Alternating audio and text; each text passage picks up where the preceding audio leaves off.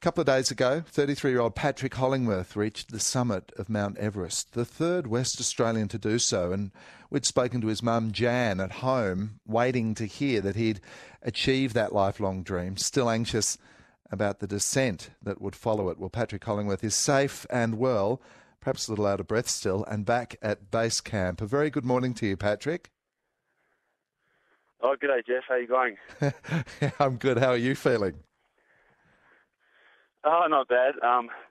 Yeah, I am a little breathless. I just sort of just got out of the tent and walked up a bit of a hill to get some better reception for you, so I'm a bit out of breath still.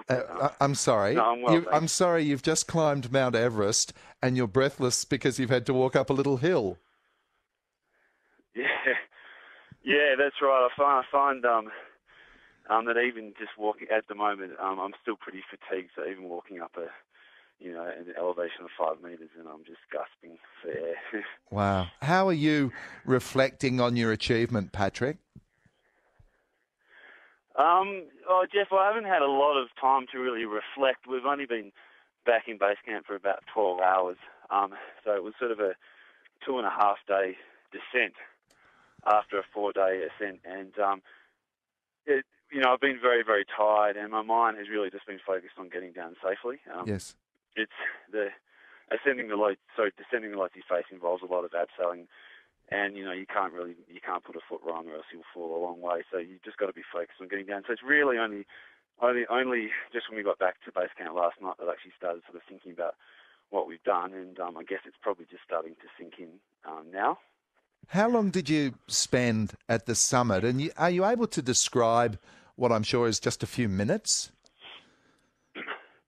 Yeah, we were at the summit probably for about 20 minutes. And it was it was a fairly emotional moment to get there. It's been a long time coming. I've been sort of working towards it for a number of years now. But it was very cold up there, and you've got a checklist of things. You want to get all your photos done, and you make a phone call or two. So you sort of go through all that. But certainly taking in the view, that was certainly really impressive. But because it was very cold up there, you can't spend that long up there. You feel like you're very sort of far out on the edge, and you can't linger because, for us, we had a forecast that bad winds were coming in, so we needed to sort of, get our photos, take in the view, and just get down as quickly as we could.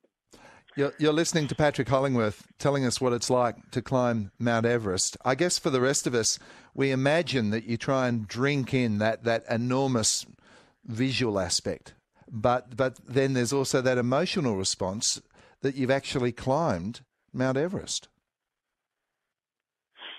Yeah. The emotional response was it's probably a bit delayed because I guess partly you're in shock that you actually made it, and it's sort of as I said before, it sort of sinks in, I guess, a bit later on. But with regards to the sort of the view, I guess also as you're climbing up, because it takes so long, you're sort of getting used to this view over the hours as you slowly get closer to the summit. So that is sort of, it's not like it's just the view from the very top. I guess you're used to it, as I said, as the hours sort of progress through the morning as you climb upwards. In terms of the emotional response, I made a few phone calls, and that was great to talk to my mum and dad and my girlfriend, but then, it really was just time to get out of there. About 10 minutes after leaving the summit, the weather really sort of socked in, and we were all very tired, and, you're still at 8,800 metres, so it's a very dangerous place to be. Yeah, so you're tired, you're euphoric, but you know that there's considerable danger ahead if you don't show all that discipline that you're meant to be able to show when you're at the peak of your powers. Yeah, that's exactly Not much it. of a challenge, really, Patrick, is it? Yeah.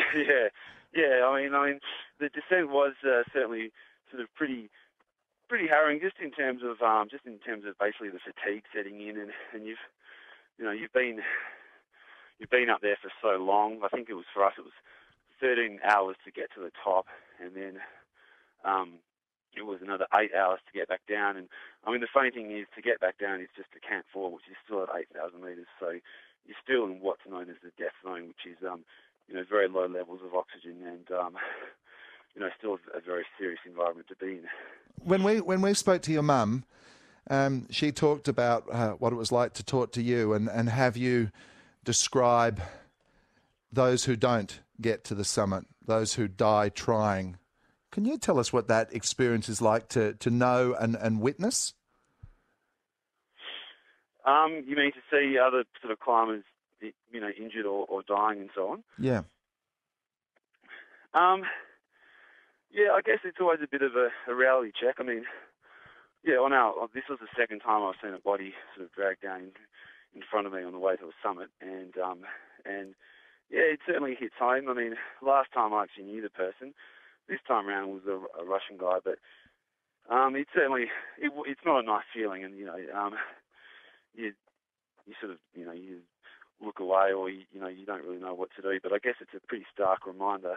On this particular summit day, it was the first proper weather window of the season, and a lot of people summited it, so it was very crowded. I think it may have been up to like 80 people summiting or something like that. Yes. But there were a lot of problems. There are a couple of Mexicans who have got very severe frostbite of fingers and toes. They'll lose hands and feet and so on.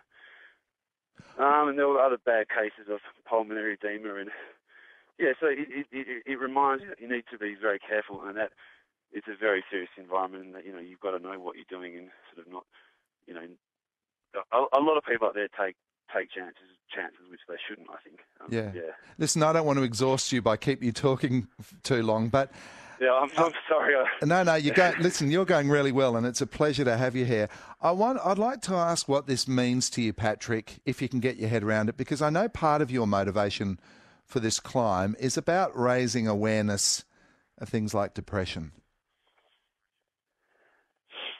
Yeah, I guess, to me it's a very personal thing what I've done, because I didn't set out to do it I set out to do it for my own reasons. I love mountaineering. I've been climbing for about 10 years now, and I've been coming to the Himalayas for probably 6 years now, and it's just part of who I am. And I love the mountains here, and I love the people here. But I think like mountaineering is also, it's a very kind of it's a selfish thing, and I wanted to try and, I knew that if I managed to climb Mount Everest, there might be some media attention and whatnot. And so I wanted to just basically get some additional benefit that wasn't sort of purely for my own selfish reasons, and hence the link up with the Men's Advisory Network. And because I've had my own experiences with depression, I wanted to, I hope that I might be able to sort of, inspire other people who suffered from the disease, and sort of show them that there's, some light at the tunnel, and that, you can achieve things if you, put your mind to it. And, yeah.